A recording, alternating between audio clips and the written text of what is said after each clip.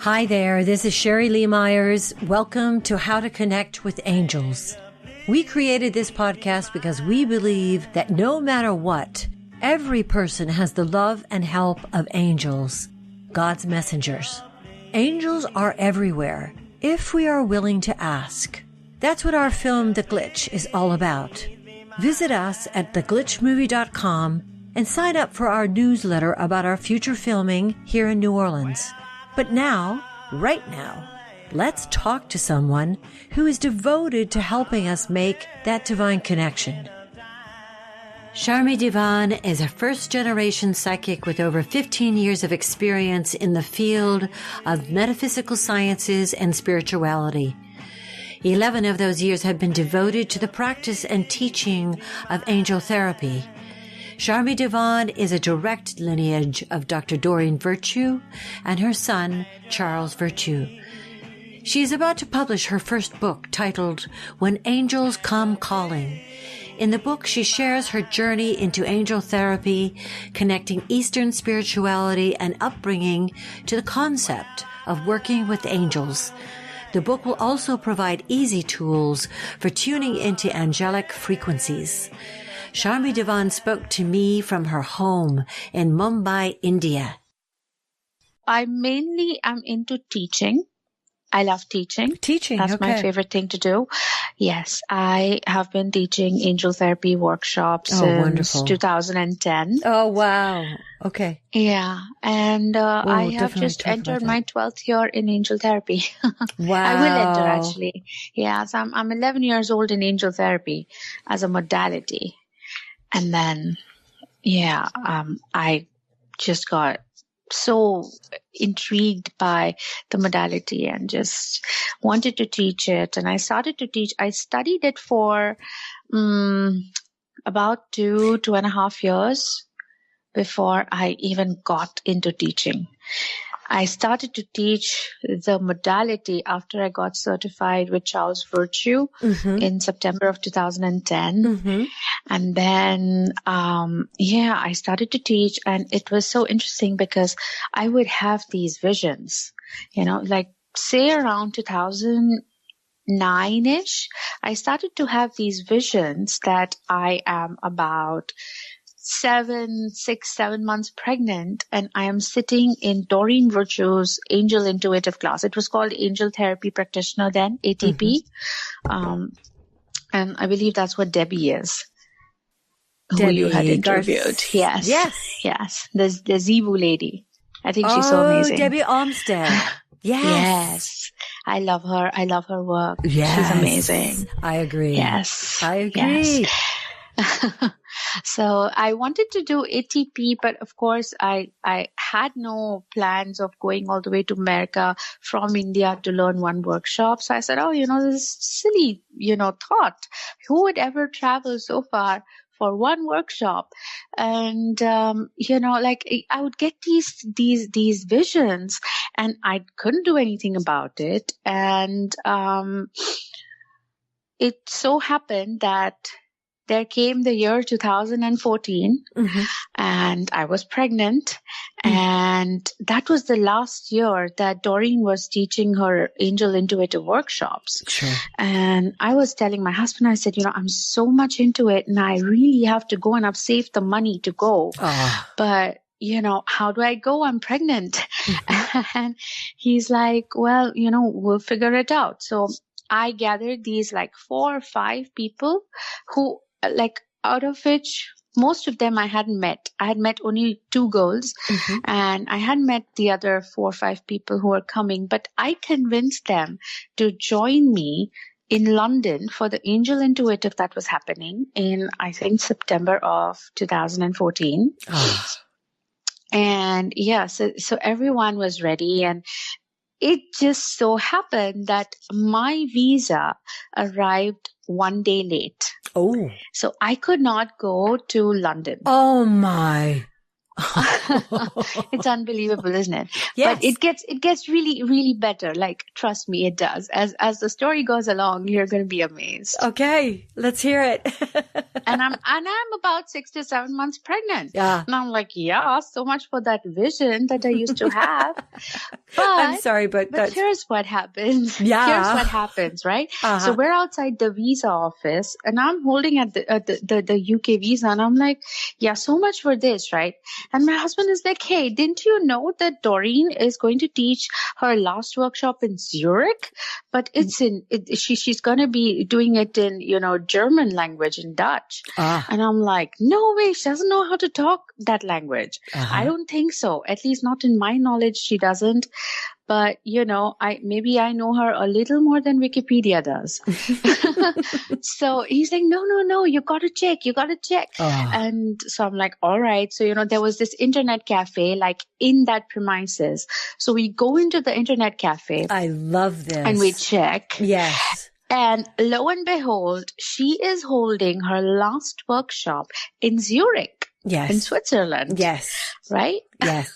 Yes. And he's like, look, it's right there. And I'm like, well, yeah, but I am very pregnant and I'm not going there by myself. Right.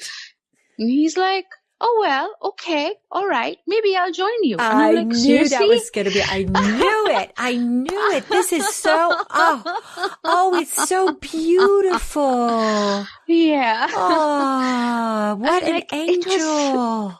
Oh my gosh. And it was in a heartbeat. And here's my whole vision. Mm-hmm. My whole vision was that I am pregnant, I am married, and my husband takes me to Angel Intuitive. No. So that was your vision. That was my vision. Oh. It was not to go with my friends. Oh. So, and I was like, hey, angels, you have to make my vision come true. Yes. I'm not taking no for an answer. I am not losing. You cannot make me lose because I'm your biggest believer on this planet, we did go to Zurich. Yes. And we baby mooned in Zurich. I attended my Angel Intuitive over there in 2014. And how pregnant were you? How far along? I was about 7 months, 21 weeks. Oh, honey. So you could feel your baby and you got to be in the presence with Doreen. Yes. So tell and I got me. a special gift from Michael and Doreen as well. Uh-huh. They gave me this beautiful angel coin as a blessing for me and my baby. Mm-hmm. And I made that into a necklace. So I always wear it at my angel workshops. Oh. And I always tell people this story because, you got to really see it to believe it. And I always have that picture where I am very pregnant and posing with Doreen in that workshop. So you had... It was a dream come true. It was a dream come true. But this was a dream that you had in your heart. Yes. Prior to this. Yes. Prior to this. For many years. Many years. So, it was 2007, sometime like in September of 2007, I want to say. I was very new with tarot and I wanted to explore the oracle. Like now that I'd mastered the tarot, I wanted to see what oracle was all about, because there were all these card decks and they were so intriguing. Mm-hmm. And there was this little mom and pop shop, a bookshop that had all these spiritual books. Mm-hmm. And I'd keep going there to, pick up tarot books, just to know more about them. Mm-hmm. And then I'd pass by the oracle section and then walk away. And, that kept happening for some time. And, one fine day, like I remember, I was at that shop and someone was talking about angels. And like I was just overhearing that conversation. Mm-hmm. But it just kind of felt like it was for me, Yeah. And that's one of the first ways that angels communicate with you anyways. So, they communicate with you. Angels. Let's finish that though. They communicate with you through other people. Through other people. Yes. Yeah. Okay. So I would hear, I heard that conversation and I thought that they were a little bit cuckoo in the head because I didn't believe in angels at that point in time. Mm-hmm. Right. And, and my favorite section was Louise Hay. I love her. I really, Can really I do. ask you, how were you, what religion were you raised? I was raised a Hindu. A Hindu. Okay. Yes. So I was very religious. Well, we will talk about this later because there are parallels in the Hindu religion and in this work with angels and in the presence of angels. And I definitely want to get to this because you are the first Hindu I've ever interviewed, and I'm so honored to talk to you, Sharmee. Oh, thank you. It is my honor, really. Oh, darling. So here you are in the shop, and you didn't believe in angels. Angels are not in your worldview, not in your experience, and this keeps coming. So every place, every public place that I go to, someone, at least one person is talking about angels. And I'm like, this is insane. I don't know why people are talking about angels around me, right? And then I started to hear Doreen Virtue and angels. And I still ignored it. But here's what happened. So I walk into that bookshop and I wanted to buy an oracle card deck. Yes. So I was looking at the decks and there was this deck called Magical Mermaids and Dolphins. And just because it said mermaids and dolphins, mainly dolphins, I said, all right, so this is the deck for me. And I didn't even see who it was by or anything. So I bring it home and I start to initiate my deck. I clear it and I, do all that stuff and I open it and I'm looking at the pictures, and I come across this picture and the card says soulmate relationship and it has two dolphins, hugging each other. They're like in unity with each other and there's like divine light falling on them and like a DNA strand kind of a thing. And I'm like, no, this person copied my logo. So that was my logo, right? That was your logo? It was. Wow. And I'm like, this person took away my logo. I worked so hard for it, and of course it was slightly different than her card. And then I'm like, I need to see who this author is. Yeah. And then it says Doreen Virtue, PhD. And I'm like, no way. Oh, no way. So I Google her in and I'm like, and then I'm like super humbled because I didn't know who she was until I Googled her in. I'm like, oh, so I copied her card as my logo. Never mind. I think maybe it happened that way. And though, the synchronicity is so brilliant because you were creating from your vision and her vision were so in sync. What a call. What a call that was to you from the other side and from the angels. Absolutely. Tell me what you do next. What happened next? So the next day, I very sheepishly walk into that shop and I'm like, do you have any books on angels or this author named Doreen Virtue? Yeah. Oh, yeah. It's right near your favorite section of Louise Hay. And I look up and I'm like, oh my God. You had never noticed it. Her books kept falling on my head from time to time and I'd put it back and I'd be like, whatever this is, they need to be more organized in the shop. So, I'd go and complain even that, your books are falling on my head. You need to be more organized. And I'm like, ma'am, but they're put up on shelves. I don't know how they're falling on your head. So I picked up the first book that I picked up was the older version of the Angel Therapy Handbook. Oh. So that was called Angel Therapy. And then it was Angels 101.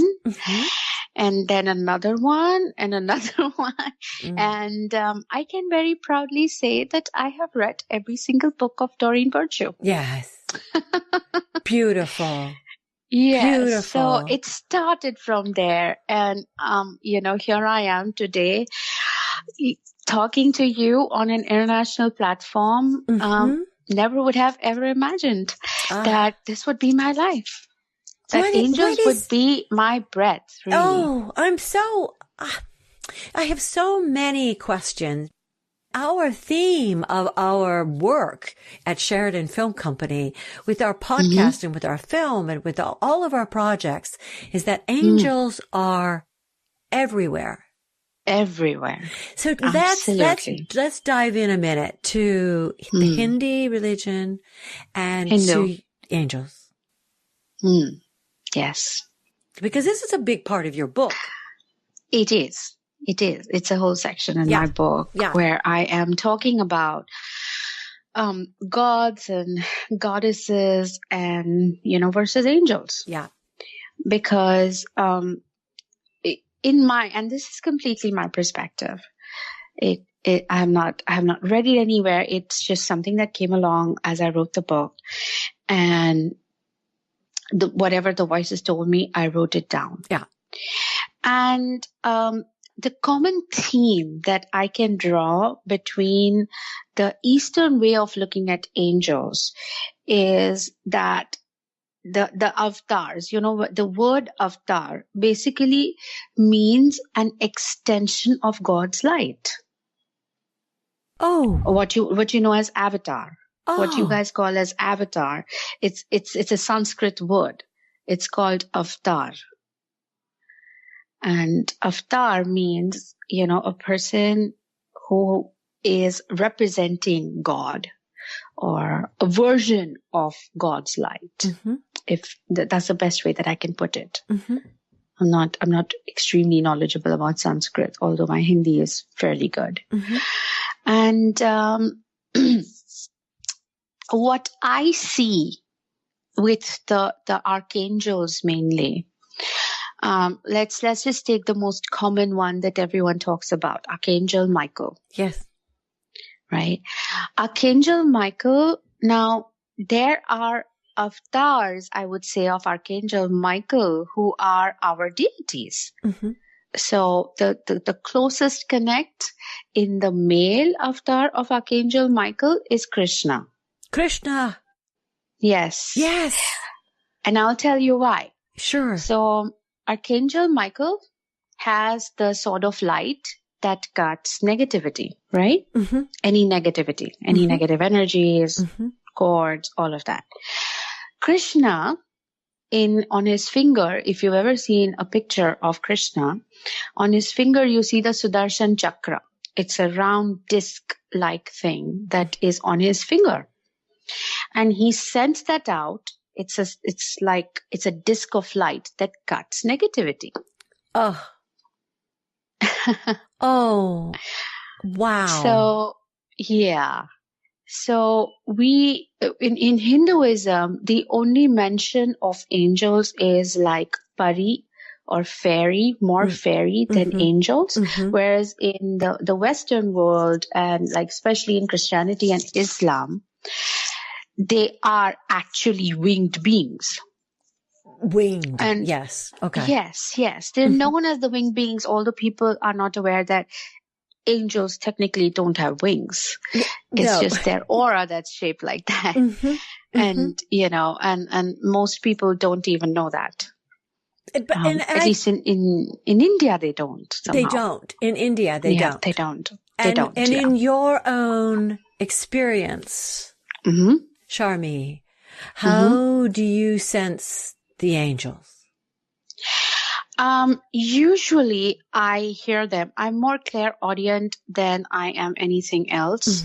So I will first hear angels and then I will see. And it's usually like, orbs. Like balls of light. I don't see a form and structure usually on them, or in them, because technically they don't have a form and structure. It's usually the artist's vision, right? Yes. And I have usually seen color. So I remember in one of my very recent workshops, it was very interesting because we were doing the angelic healing workshop, and we were talking about Archangel Michael, and there was like maybe about 10 minutes before the tea break where I was talking about cord cutting and Archangel Michael, and they did a little. They partnered up and they were kind of doing the practice, and then we had a tea break. And when everyone came back from the tea break, the whole room was filled with like a mist, and everything was purple. There's like purple light. Yeah. And everyone saw it. It was not even like I saw it or maybe just another person saw it, but the whole room had, like that cloudy, hazy look to it, and everything was purple. And we were just so amazed to, have that strong presence of Archangel Michael just because we were talking about him. And just because they practice their cord cutting. And, I usually just tell people that, hey, you want to really know if angels are real, just come to my workshop. You'll see them and you'll see them and you'll feel them and you'll smell them and you'll sense them. And sometimes, a lot of the times they'll not believe me.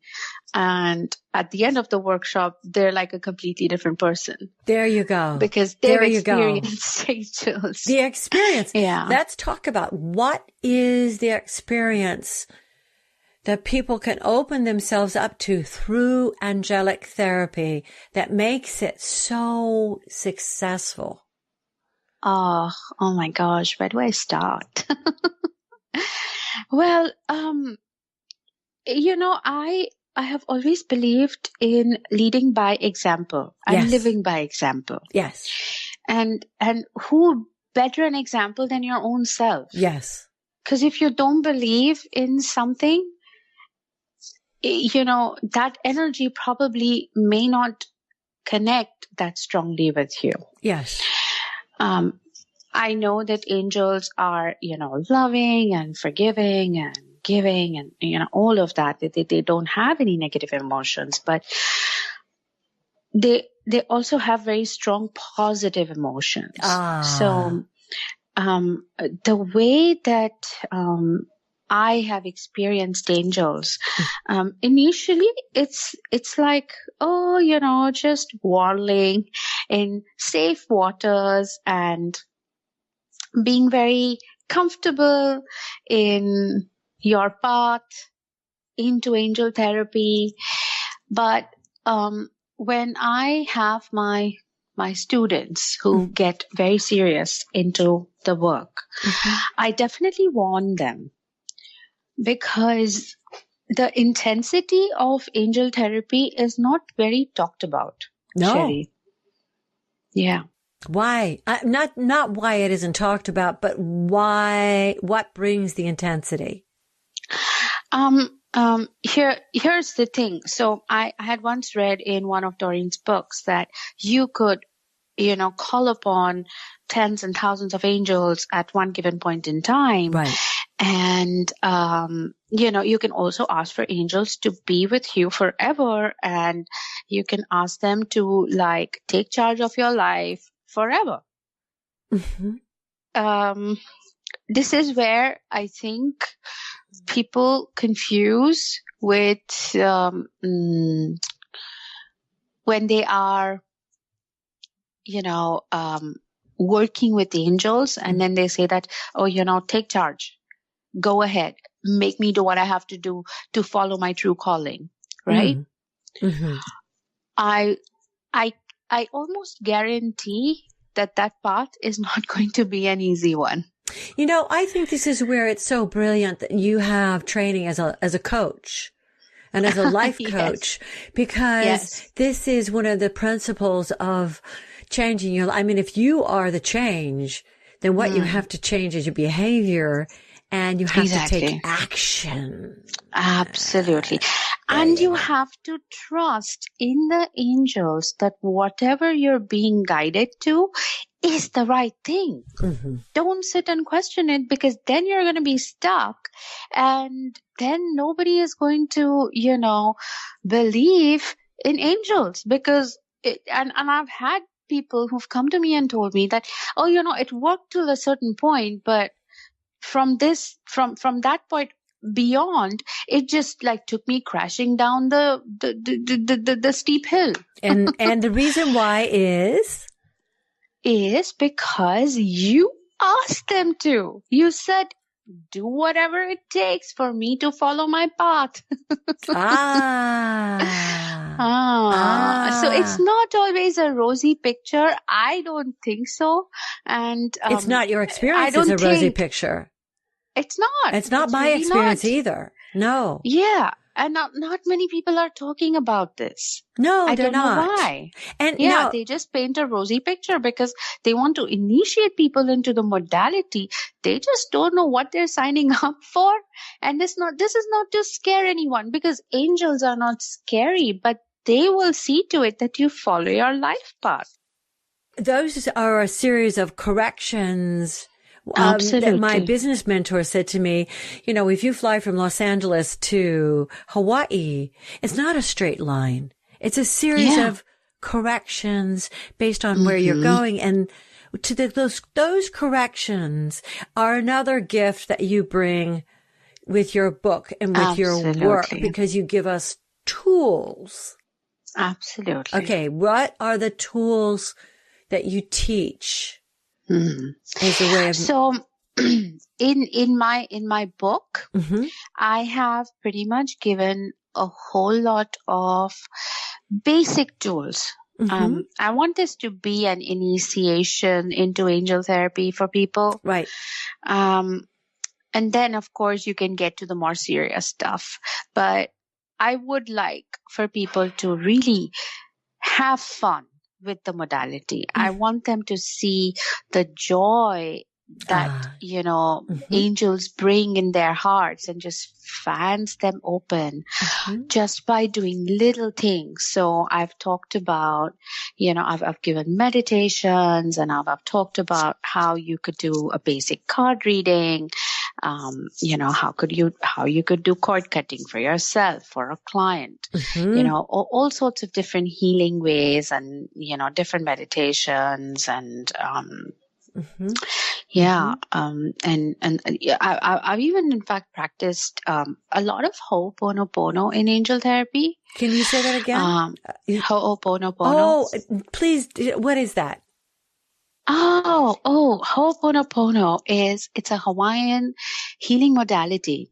And it is, I would say, the number one forgiveness modality that exists on our planet. And it's so simple. It's so simple. It is. And, because it's about 4 statements that you say, in every situation. So it's about being responsible for, your life. And what people don't understand about Ho'oponopono, and that's we're kind of going on a different tangent here, but I feel it's important because in angel therapy, one of the very important things is to work on yourself. Dr. Batch, and that's the other modality that I practice, Batch flower therapy. Dr. Batch always said, heal thyself. He even wrote a book called Heal Thyself. And, people in the process of becoming spiritual beings start to become spiritual teachers, but forget to be the spiritual students. Yes. In the school of universal consciousness. And forgiveness work, and especially self-forgiveness, is something that is just not addressed. Good point. In the whole process of you growing as your spiritual self. I mean, Louise Hay, late Louise Hay, bless her soul, taught us so much about, you can heal your life. It's not about he and she could heal their lives. It's about you can heal your life. And I think every spiritual modality, doesn't matter which one it is, First, it's for you. Mm-hmm. I always say that, spiritual people are very selfish people, us practitioners, because we get paid to heal ourselves. Right? Yeah. And, Yeah. and with every workshop that I conduct or every session that I hold, there is a part of me that heals. Oh, it's something that my client brings to my table and just, pretty much slaps it in my face sometimes and says, hey, you need to look at this. And then I need to work on self-forgiveness. If I have seen a shadow side of me, if I have seen that side that I have always wanted to only ignore, the angels are going to keep bringing it up in my face. Which is why I would need a modality like Ho'oponopono to work side by side with in the process of angel therapy. I would like to talk about why angelic therapy is at the cutting edge of healing when we can marry it with other modalities of healing. What is it the angels bring? Yeah. So here's a very good metaphor I have developed over time. Okay. So if you're thinking about, buying a car, would you buy, if you had the choice, would you buy a car that has airbags or would you buy a car that does not have airbags? Which one would you buy?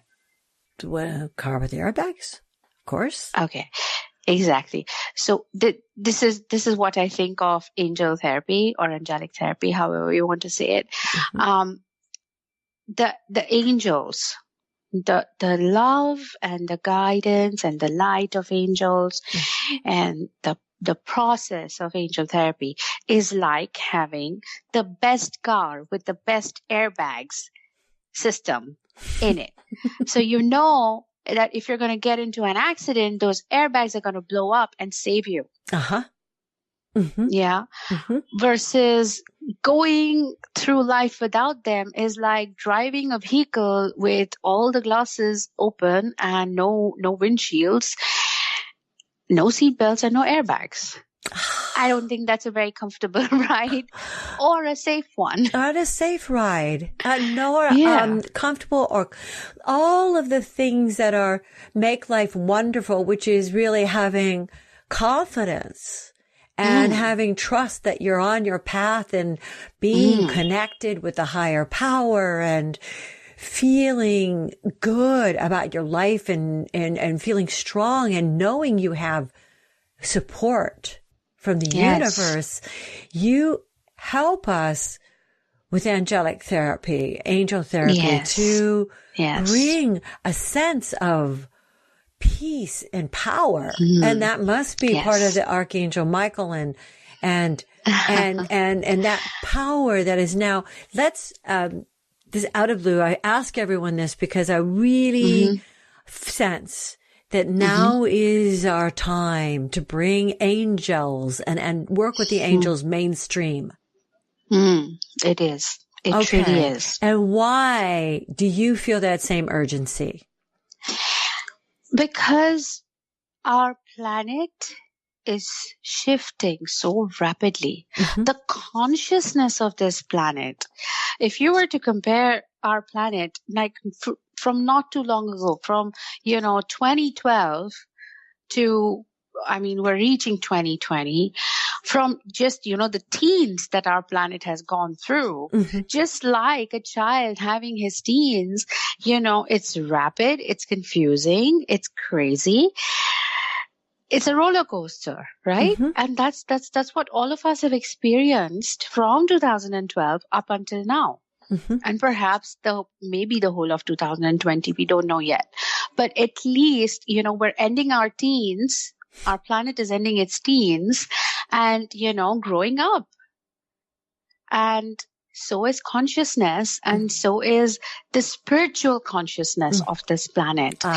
I started a little early in my life, but in my 15 years of experience in spirituality, I have not seen so many spiritual teachers and workshops and authors and, people like you, who are interviewing people worldwide, people, raising vibration and consciousness consciously. Mm-hmm. Some were doing it, some were not, some were just going on in their mundane life. I was at this event today, and, the moment they got to know that I work with angels, I speak with angels, they were so intrigued. And they started to talk about their angelic experiences. And this was something that was frowned upon when I started angel therapy. People would laugh at me. They would be like, yeah, right. Because I laughed at people when I heard about it the first time. From that to this. So because the consciousness is so rapidly shifting and growing, the spiritual population worldwide is just growing rapidly. I think it is time for us to bring in the energy of angels, and we always have so many portals that keep opening up. I think, it was it last year? No, it was the year before last. There was a portal of dragons that opened up somewhere in India. I think somewhere near Calcutta. So there are these energy portals that keep opening up, Mount Shasta and, all these amazing places. And, now people have started visiting them like, pilgrimage, like going on a spiritual pilgrimage. I'm due to go to Glastonbury and Stonehenge. Yes. So, people are so aware. I think it's also thanks to the internet and technology. Yes. Although they're not Without spiritual, question. they're enhancing our spiritual growth, because, if that wasn't the case, you and I wouldn't be in conversation today. That's exactly right. I'm sitting in my office. I'm in New Orleans, and you live in miles Mumbai. And miles away. Yeah. Which always makes me so it's happy. almost bedtime.